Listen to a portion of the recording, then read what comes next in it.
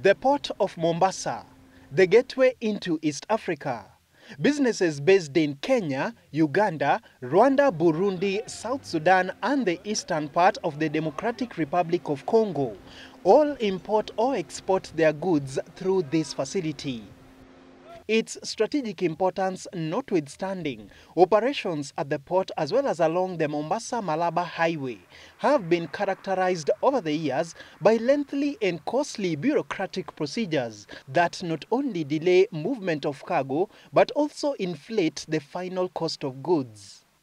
In some cases, for landlocked countries, the value of goods, 75% of the value of goods is actually transport costs.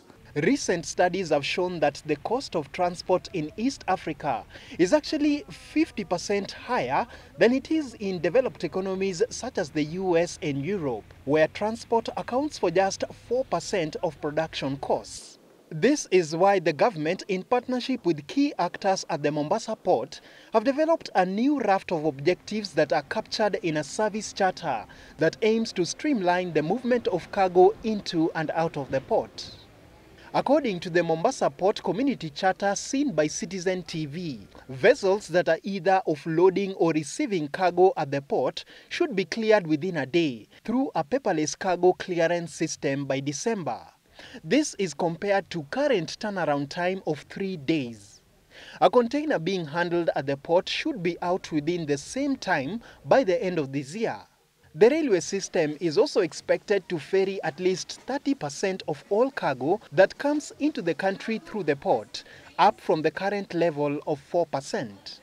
All government bodies at the port will also have to work on a 24-hour shift basis to deliver on their promises as captured in the charter. There is, at the end of the day, what you call the monitoring and evaluation.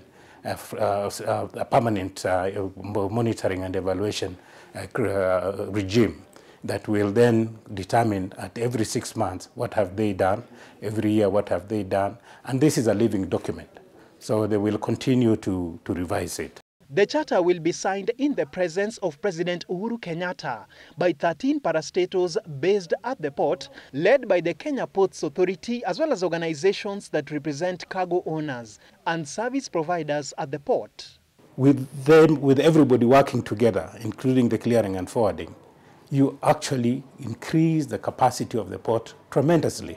So the reduction in freight costs is thus the most tangible thing that you can touch on.